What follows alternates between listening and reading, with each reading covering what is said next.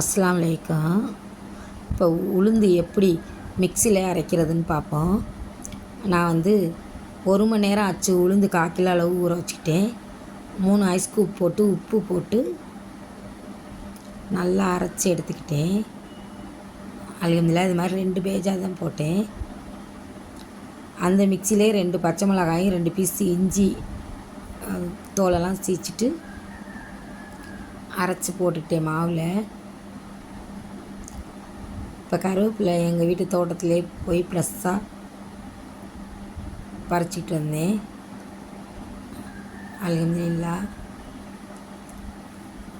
கழுவிட்டு 2 பெரிய வெங்காயம், பச்சரிசி மாவு 4 ஸ்பூன் அளவு, கார்ன்ஃப்ளவர் மாவு 2 ஸ்பூன் அளவு போட்டு,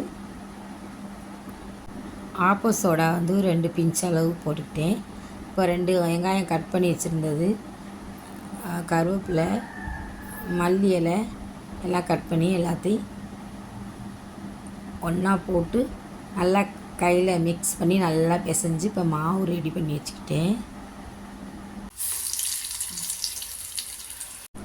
அல்ஹம்துலில்லாஹ். 2:30 மணிக்கெலாம் மாவு ஆட்டி ஃப்ரிட்ஜில் வச்சுட்டேன். 5:45 மணிக்கு தான் நோன்பு திறக்கிறதுக்காக வடை பொரிக்க ஆரம்பித்தோம். அல்ஹம்துலில்லாஹ். ரொம்பவே நல்லா ஸ்டார்ட் பண்ணுறீங்களா? கிறிஸ்பியாக சாஃப்டாக வந்துச்சு. இன்றைக்கி நோன்பு திறக்கிறதுக்கு சாத்துக்குடி, பச்சை திராட்சை, வடை, நோம்பு கஞ்சி, பேரிச்சம்பழம்.